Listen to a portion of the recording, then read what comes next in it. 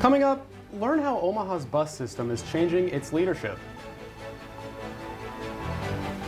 Then see how women are shifting today's local economy. Finally, take a look inside Omaha's first professional sports team. All this and more on the Omaha News. Good afternoon, I'm Ben Copeland. And I'm Dayton and Sarah. The 40-hour work week has been standard in the U.S. for more than 8 decades. Now, some members of Congress want to give hourly workers an extra day off. Senator Bernie Sanders from Vermont introduced a bill that would shorten the amount of time Americans can work each week before being owed overtime from 40 to 32 hours. Critics say mandated shorter week would enforce many companies to hire additional workers or lose productivity. Employers would be prohibited from reducing their workers' pay and benefits to match their lost hours. This bill is reminiscent of a previous bill almost passed in 1933, which would have shortened the week to only 30 hours. Omaha's bus system, Metro Transit, will be holding board elections for the first time in the upcoming May primary. Reporter Ben Badafarano says that the shift is part of a larger effort to reflect Metro's ridership. Metro's governing board voted to move Metro to an elected board system, starting in 2024. Historically, the board has been appointed by the mayor. The shift will allow Omaha citizens a say in who makes mass transit decisions. Board members will represent 7 districts and will be responsible for reviewing large policy and financial decisions. Metro's Transit Advisory Committee, or TAC, is a volunteer citizen committee that was established in 1976. Like Metro's governing board, TAC members used to be appointed, but are now selected by application. The co-chair of the committee, Cedric Ludlow, says the new election and application model helps better represent the community. So by bringing it back to the people of the city, it allows them to actually get feedback that is both timely and relevant to the people who use the system. With Omaha's growing population, Metro's ridership is continuing to expand. The Omaha Rapid Bus Transit Service, known as Orbit, is Metro's rapid bus line down Dodge Street. Since its launch in November of 2020 through this past January, Orbit has had over 1.5 million rides. Metro's Senior Manager of Communications and Community Relations, Nicole Ebot, says that several of the districts will be competitive. It is nonpartisan, so it's not like you're running for the Republican seat and the Democrat seat like a lot of things are. So just the top 2 vote getters move on to the general election after the primary. Information on candidates can be found at the Douglas County Election Commission website. The election primary is on Tuesday, May 14th, with the general election on November 5th. Ben, did you get a chance to ask about general public opinion of the changes? Yes, as I've said, the Metro bus system has been constantly growing with more riders using it each year. Not only does this give more voice to those who use the system, but it also makes sure beneficial decisions are made and passed with more efficiency than before. And with the growing city needing to get around, this system appears to be a mutual win for both the city and its citizens. Thanks, Ben. While the latest statistics show that a local group of collectors has been on the rise recently.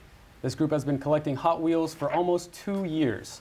Omaha resident Trenton Dabendike started his journey of collecting in 2022 and has already acquired over 850 Hot Wheels, a popular miniature car brand that debuted in 1968.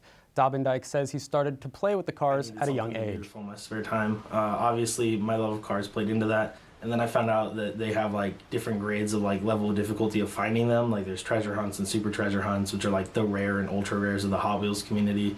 I tried to find more and more of those, and trying to find those is what really drove me to become such an avid collector. Dabendike also says that making friends motivates him to keep this hobby. Cars that he has bought for only $1 now resale upwards of $200. There are almost 100 collectors in Omaha so far, and most of the community also collects Matchbox cars, vehicular Lego sets, and Motor Max cars. Coming up next on the Omaha News, we'll explore the therapeutic benefits of music for people with dementia. Then we'll show you how women are impacting the local economy. Don't go anywhere.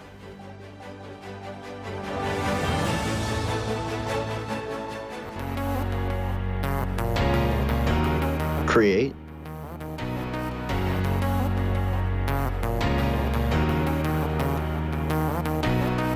perform,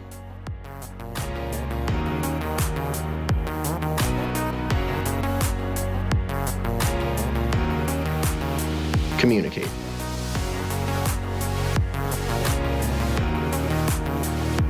College of Communication, Fine Arts, and Media.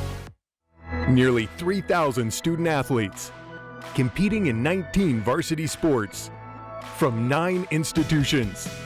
Compete for nationally ranked teams to become academic All-Americans and NCAA champions.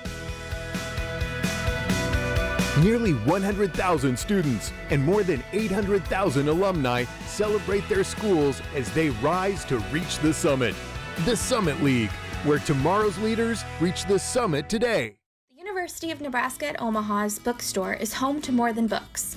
The UNO bookstore accommodates all students' needs with phone and laptop repairs at the iFix UNO station or free residence hall delivery.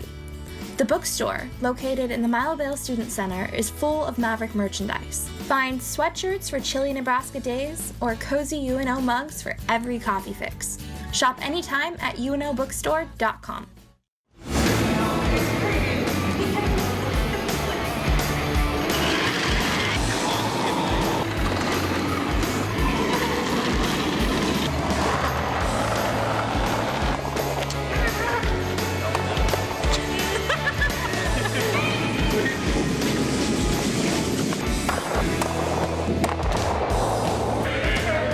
Somebody punch the camera. Good curling.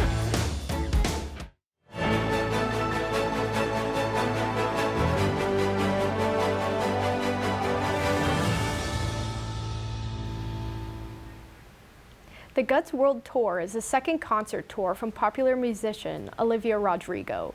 The tour recently made a stop in Omaha. Reporter Peyton Hollybeck shares more on the impact of the tour on the local economy.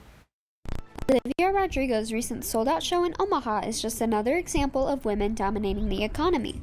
2023's The Year of the Girl was made by similar events such as Taylor Swift's The Eras Tour, Beyoncé's Renaissance World Tour, and Greta Gerwig's Barbie, which were all record-breaking events due to their passionate female audiences. According to touring data, Rodrigo's Guts Tour is expected to gross over $80 million, which in turn brings commerce and jobs to the communities she visits. We have hundreds of event staffers that work for every single event to help ensure that people get in okay, find their seats, run concessions, and make sure that they overall have a positive experience when they come and enjoy a show. According to LinkedIn, women control over $31 billion in global spending. It's events with large female audiences like Rodrigo's Guts Tour that contribute to women controlling over 70% of consumer spending. Lately, we've been seeing more of a shift where women are becoming more comfortable spending money on themselves. And a lot of that has to do with because they've been the primary spenders, they have a lot of shame with spending. They have a lot of shame with it. They feel that their spending is more frivolous, but there's definitely been a shift, especially with Taylor Swift. We see women spending money on Taylor in droves. According to Time magazine, Swifties are spending an additional $1,300 to $1,500 for their Eras Tour shows. This includes things like merch at the concert, making outfits, and crafting friendship bracelets. Women are becoming more comfortable in their identities and finding their interests, not as frivolous, not as silly. And we've really seen this resurgence of girlhood and taking that back. Foster says women are most likely to spend their money in spaces where they feel seen and where they feel heard. Nielsen Statistics projects women will dominate over 75% of discretionary spending by 2028. This means women will be in control of the economy by deciding where they're going to spend their money. Back to you in the studio. Thank you, Peyton. A group of string instrumentalists are partnering with UNMC to explore therapeutic effects of music on autobiographical memories in dementia patients. As Dayton and Sarah explains, the platform is called Nebraska Hearts, where musicians can engage with their community and make a difference. Nebraska Heartbeats was developed by UNO's Maverick Quartet and professionals from UNMC. Clinical neuropsychologist and associate professor at UNMC, Dr. Waisheli Fatak, says there is a goal to their study. The goal of this project is to see if our long-term memories are conserved even in these early stages of memory loss that you see in people who are perhaps starting on a stage of Alzheimer's disease. The research project hypothesizes that dementia patients have preserved memories and music can assist in triggering them. Dr. Fatak says music hasn't been studied much. All of us have always enjoyed it and known it's important, but it hasn't been studied in science. So it's quite an exciting time right now that there's funding available, there's interest in the scientific community to be able to study it. According to the Nebraska Department of Health and Human Services, the prevalence of dementia has been steadily increasing over the past decade, highlighting the need for innovative approaches to care. The Nebraska Heartbeats research plan is to look at individuals with mild cognitive impairment. UNO Associate Professor and String Studies Coordinator Mary Perkinson says that certain songs will be chosen for the participants. Right, we're going to play things that are calming and soothing and that listeners can relate to. And so we're also not going to play things that are super high or super low, because studies show that it's within this mid-range that helps people feel more calm and settled. As we confront the growing prevalence of dementia and Alzheimer's disease, it's essential to prioritize awareness and research funding to combat these diseases. If you are interested in being part of Nebraska Heartbeats program, there may be a possibility to help in the research. If interested, reach out to mperkinson@unomaha.edu. The Durham Museum welcomed new exhibit Toytopia last week. The display features toys from throughout the ages. Reporter Samantha Pastorino got a first look at the exhibit. Whatever toy defined your childhood, the Durham's Toytopia exhibit has it. From Pac-Man to Barbies, this hands-on display is sure to bring up nostalgia for all generations. Director of Communication for the museum, Dawn Myron, says the exhibit is a blast from the past. Every time you turn around, you're going to see a toy that you played with, your grandparents played with, your kids played with. It's just going to be a ton of fun. Toytopia, featured here at the Durham Museum, was created by Stage 9 Exhibits. This is one of Stage 9's premier presentations. It's even been featured internationally in Canada. The exhibit is also supported locally by Kiewit, Valmont, and McGill Restorations. Part of this exhibit features original Barbie dolls. It even includes the first ever doll to make it to market. Throughout the exhibit, you can find facts about the history of each toy. Toytopia attendees Michael Fay and Anna Speed got in on the fun with their daughter, recognizing toys from their generation and hers. It was a lot bigger than I was expecting, so we could spend hours here if we had the time. Yeah. What do you think, fun time? Toytopia is being featured now through March 26th. Tickets are selling quickly, so make sure to get yours soon. For the Omaha News, I'm Samantha Pastorino. In addition to Toytopia, this month the Durham is featuring Satterplay Lego Party and Recess at the Durham. After the break, UNO's Athlete of the Week. Then we'll get a look into Omaha's first professional sports team right after this.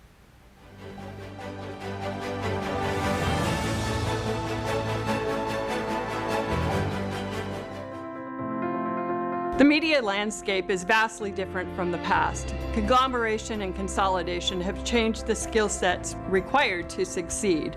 Journalists must not only know how to conduct research, interview, and write stories, but they also have to know how to shoot and edit the stories they tell. Likewise, creative media professionals must know how to interview, research, and write the stories they shoot and edit. In the School of Communication, we require students to gain experience and proficiencies employers are seeking. The two hardest mediated genres to produce are live sports and newscasts. Thus, once our students are taught the basics, they are given opportunities to improve the abilities at these genres. Capstones 1 and 2 feature the culmination of skill sets. Once students produce the Omaha News, they can use it in their demo reel to show their skills. From here, students can go anywhere. I never thought I'd be standing in the clouds looking down on the ancient ruins of the Incan Empire. I never thought I'd live among the street artists in Valparaiso. I never thought I'd make friends that would last a lifetime. Adventure's out there, and as Mavericks, it's up to us to find it. Stop thinking, start doing. Visit educationabroad.unomaha.edu.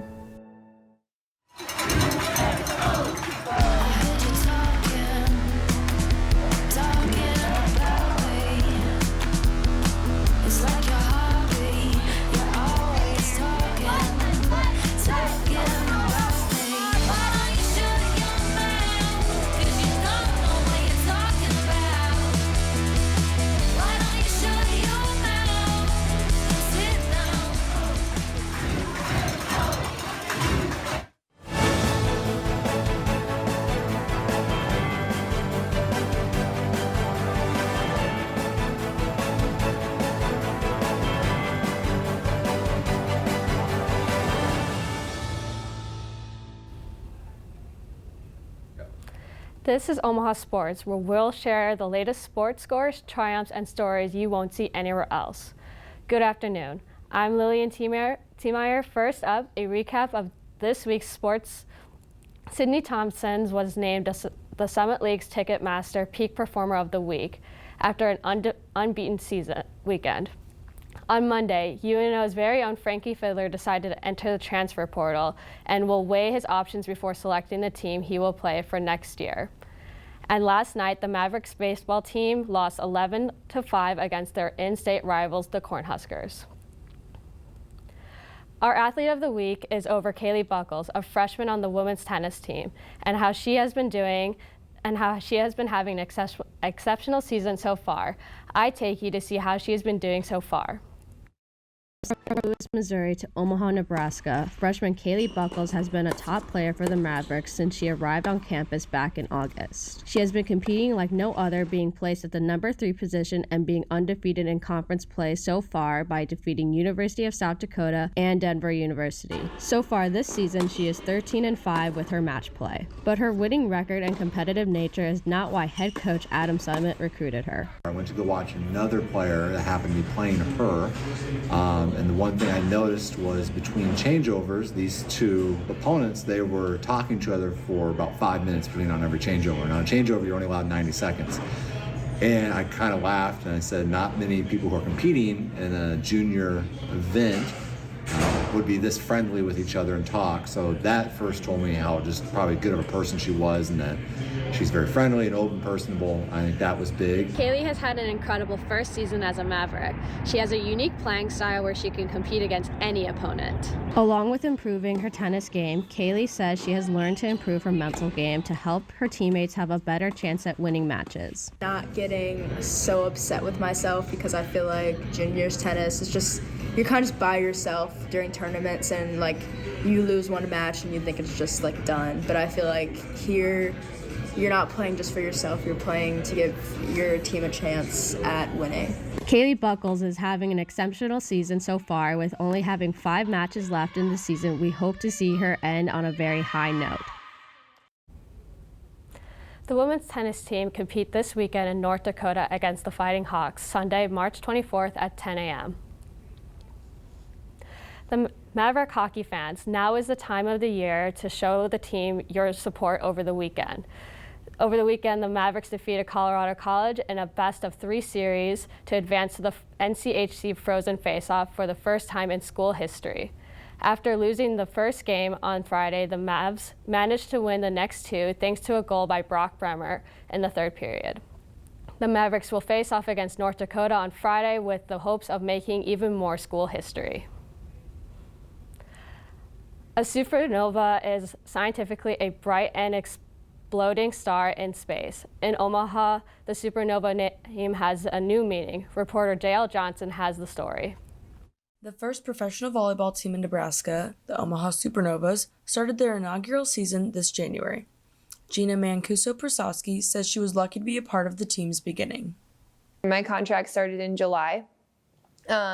Really hit the ground running with the Omaha Supernova staff. We were literally everywhere, just trying to spread awareness and gain a lot of excitement and following for our upcoming season. But that part was easy because people love volleyball here, so getting a fan base early on was not too difficult. Kaylee Jergensmeyer, a junior on the Maverick volleyball team, is a Nebraska native and has grown up going to volleyball games in Lincoln. She has always thought of Nebraska as a volleyball state.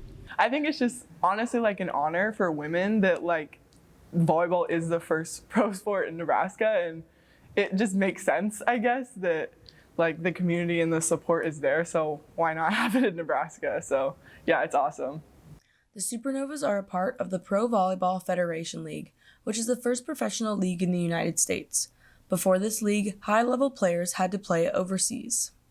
The Pro Volleyball Federation has done an amazing job in its inaugural season. I think that they've gained a lot of attention and a lot of following, and so I know that it is for sure expanding next year with 5 teams that have already committed. So we almost doubled our league in just 1 year, which is a true testament just to the success and the popularity of our sport right now. The Supernovas play their home games here at the CHI Arena. They have set multiple professional volleyball attendance records this year. And last Saturday, they put themselves back on the top of the record board with an attendance of 12,090 fans. That speaks volume. Like, we just love volleyball here. It's in our blood. There's something in our water. I don't know. But it's a really powerful thing. So it's definitely a home court advantage when we get to play at home. Juergensmeyer says, as a player and a fan, she feels lucky to have the highest level of volleyball so accessible to her. It's always been my dream to play Division I volleyball, and so like getting to this point and now knowing that like there is another level I could go if I choose to do that, and so just like keep working at it, and like volleyball will have the stage that it deserves, I guess. And so I think it's just awesome. Like, it makes me giddy to even think about that, like that stage is for women playing volleyball, doing the thing that I've been doing since I was 5 years old. So For the Omaha News, I'm JL Johnson. Gina Mancuso-Prosowski is currently on injury reserve because she is 5 months pregnant. She is serving the team any way she can at practices. Their next match is tomorrow night at the CHI's Health Center at 7 p.m. That's your sports for this week. I'm Lillian Tiemeyer. Be sure to join us for next sports update, March 27th, right here on the Omaha News.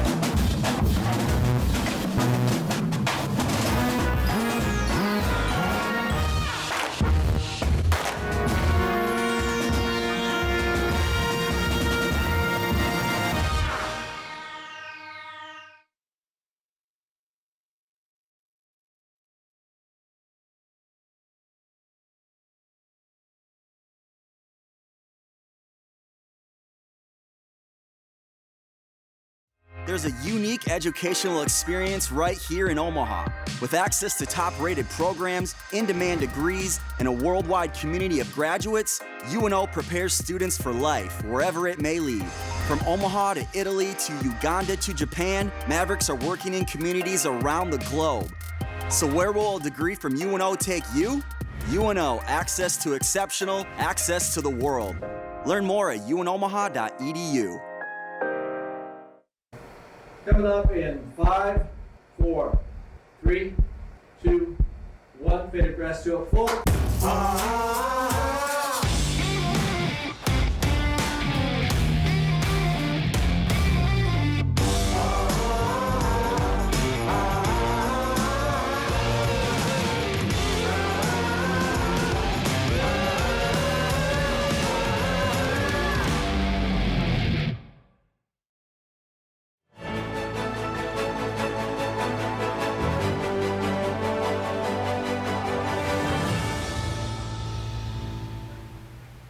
Once underground but now dominating social media, reporter Jerome Bradford looks at the impact of nerd culture in comic books. Nerd culture.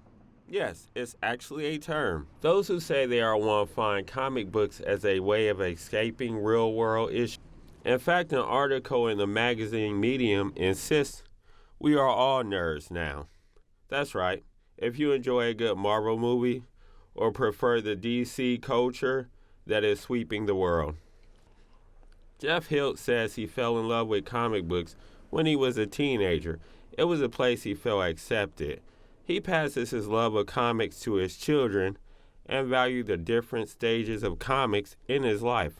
Grow as a person, as I became a young person who was getting ready to get married, as I became a parent, there was comics that spoke to that.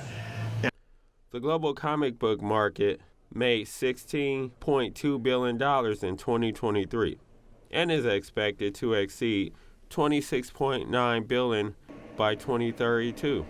In 100 years, comic books have saturated the U.S. market, jump-started by the superhero genre in the 1940s. Characters such as Superman, Wonder Woman, even Batman debuted. It was known as the golden era of comics. 40 years later, the Japanese art style known as manga was introduced to the world. Dragon's Lair manager Tom Miller says the industry requires lots of hard work, passion, and dedication to make it. Fits in that realm as well, where those artists work just as hard as anyone else. They're going through schooling, going through training. There are even schools that are just for comic book artists. The Marvel Cinematic Universe rocketed comic book culture into mainstream viewing.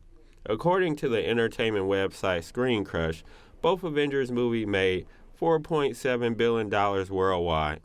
For the Omaha News, I'm Jerome Bradford.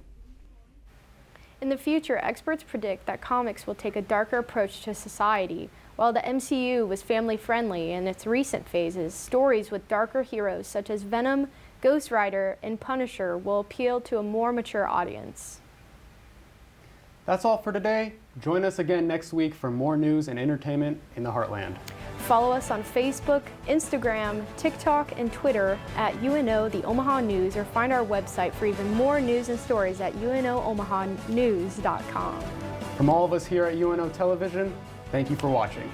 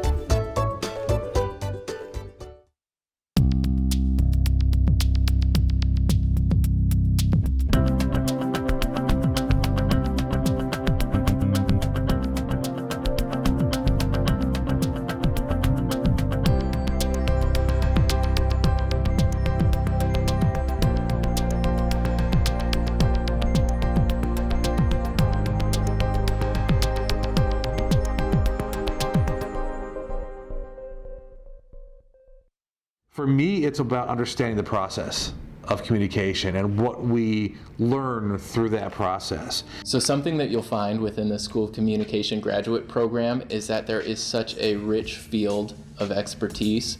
I can think of no other discipline where we spend so much time focusing on not just one side of the conversation, but all sides of the conversation. Not only do you get to work closely with other graduate students that come from all different walks of life, but you get to learn from graduate faculty that take those perspectives and help you grow yourself in a way that teaches you to be an academic, but also lets you be you in a really unique way. I chose UNO very specifically, not just because I live here, I'm proud to represent here, but because I thought their program offered strengths that I didn't see in other programs.